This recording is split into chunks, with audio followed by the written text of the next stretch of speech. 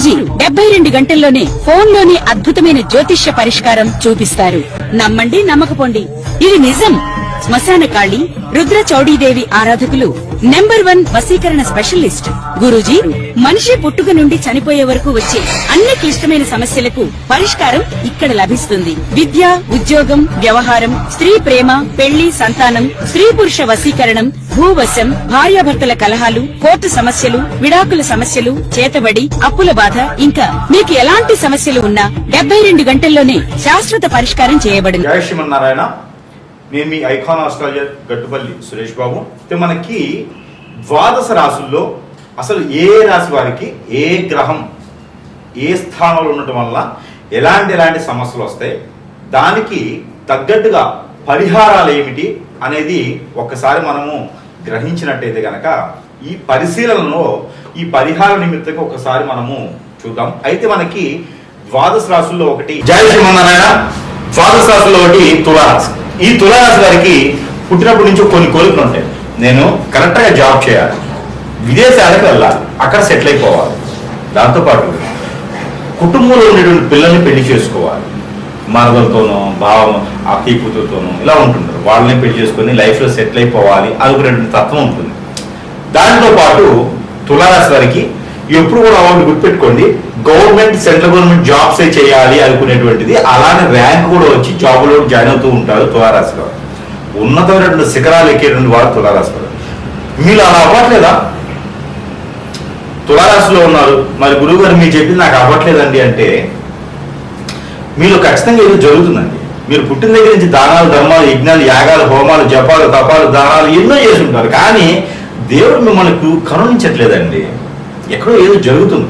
అంటే మీరు చేసేటువంటి దానము, ధర్మము, యజ్ఞము, యాగము, హోమము, దపము, జపము ఇవన్నీ కూడా ఎక్కడో చేస్తున్నారు, వాటి యొక్క ప్రతిఫలం మీకు రావట్లేదు. మీకు ఏదో జరిగింది అంటే పోయినటువంటి కర్మన, లేకుంటే మీరు ఏదైనా ఇబ్బంది పెట్టున్నారా, ఇంటి వాస్తు ఏమైనా బాగాలేదా, ఇవన్నీ క్వశ్చన్స్. మనలో ఒక పని అవ్వకపోతే ఇలాంటి ఎన్నో తోడవుతుంటాయి క్వశ్చన్స్. మన బంధుమిత్రులు మన శత్రువులండి, ఏదో చేస్తూ ఉంటారు మనం ఎదగకుండా. మనకున్న నాలెడ్జ్ ప్రకారంగా ఎంతో మందికి మీరు సలహాలు ఇస్తూ ఉంటారు, దానం చేస్తూ ఉంటారు, వారిని లైఫ్లో సెట్ చేస్తూ ఉంటారు. మీరు మాత్రం ముందుకెళ్ళి అది ఎందుకంటే మీకు గ్రహాల యొక్క స్థితిగతులు సరిగా లేకపోవడం. కేతు గ్రహం దశ కానీ, రవి దశ కానీ, గురువు దశ కానీ నడుస్తున్నట్టయితే ఖచ్చితంగా మీరు ఇబ్బంది పడిపోతారు. శుక్రు యొక్క దశాంత దశ, రవి యొక్క దశాంత దశ, బుధ యొక్క దశాంత దశ నడిచినా కూడా మీకు కొంచెం పర్వాలేదు, బాగానే ఉంటుందండి అనుకోవచ్చు, ఇబ్బంది ఉండదు. చివరికి కేతు యొక్క అంతర్దశ కూడా మీకు బాగానే ఉంటుంది. అలా కూడా కాదు, గోచార ప్రకారం ఇబ్బందులు ఉన్నాయి, లేదు ప్రకృతి నుంచి వచ్చే దోషాలు కొన్ని ఉంటాయి, కాలసర్ప దోషం, నాగదోషం, కుజదోషం, పితృదోషాలు లాంటివి కొన్ని ఉంటాయి. లేదు అంటే నరదిష్టి, నరఘోష, శత్రుభయం, శత్రుపీడ, ఆర్థిక సమస్యలు ఇలా ఉంటాయి. ఇవన్నీ కూడా దేని ద్వారా వచ్చాయి అనేది మనం చెప్పలేము. ఎందుకంటే జాతకం చూస్తే ఒకలా ఉంటుంది, మీకు జరిగేది ఒకలా ఉంటుంది. జాతకంలో అన్ని రావు కదా మనకి, జాతకం చూడటం కాదు, జాతకంలో అన్నీ తెలియవు. మీ మొహం చూస్తే కొంత తెలుస్తూ ఉంటుంది. ఇలాగా రూపాయికి 2 రూపాయలు కొట్టుమిట్లు ఆడుతూ ఏ పనులు ముందుకు లేకపోతూ ఇంకోటి ఉందండి, మీ దాంట్లో కరెక్ట్గా ప్లాన్ చేస్తే సినీ ఇండస్ట్రీ రెండుగా ప్లాన్ చేస్తే రాజకీయం కూడా చాలా బాగుంటుందండి. తులారాశి కదా, రాజకీయం కూడా చాలా అద్భుతంగా ఉంటుంది. మీకు అనుకున్న పనులు ముందుకు వెళ్ళట్లేదంటే ఒక చిన్న పరిహారం దశాబ్ద కాలం వరకు సరిపోతుంది. అదేమిటంటే వెండి మాల, అది ఎలా ఉండాలి అంటే తులసి మాలకు కానీ, రుద్రాక్ష మాలకు కానీ, వైజయంతి మాలకు కానీ వెండితో అల్లించండి. 54 పూసల, 119 పూసల, 109 పూసల చూసి అల్లించండి. అల్లించినటువంటిది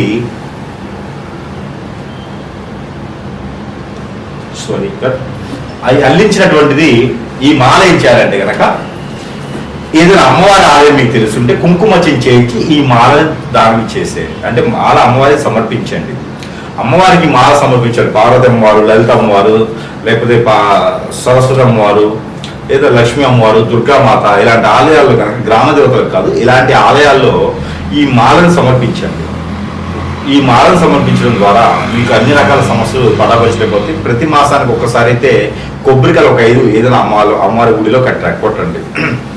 అయితే ఈ మాలని చేయించేటప్పుడు అవసరం లై ఉండాలి. అంటే విశ్వబ్రాహ్మణ వద్దనే తయారు చేయించుకోవాలి. ఒకటి రెడీమేడ్ అని ఇంకంతకన్నా చేసేది లేదు. ఇక మధ్యలో అన్ని రెడీమేడ్ దొరుకుతాయి. అంటే మాల తెచ్చిన దగ్గర నుంచి ఆ చైన్ తెచ్చిన దగ్గర నుంచి ఆ చైన్ ఏం చేయాలి అంటే కనుక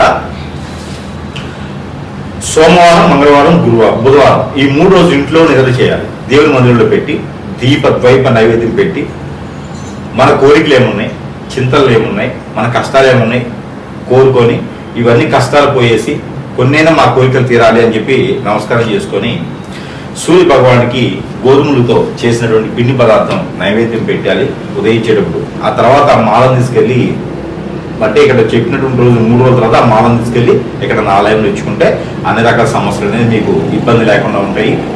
ఇప్పుడు కూడా మీకు సమస్య ముందుకు వెళ్లకుండా ఉంటుంది. అప్పుడు మీరు విదేశాలకు వెళ్ళడానికైనా సరైన సమయంలో పెళ్లి చేసుకోవడానికైనా ఎన్నో రకాలైనటువంటి సమస్యలన్నీ కూడా పటాపంచలేదానికి ఆస్కారం అవకాశం ఖచ్చితంగా లభ్యపడుతూ ఉంటాయి.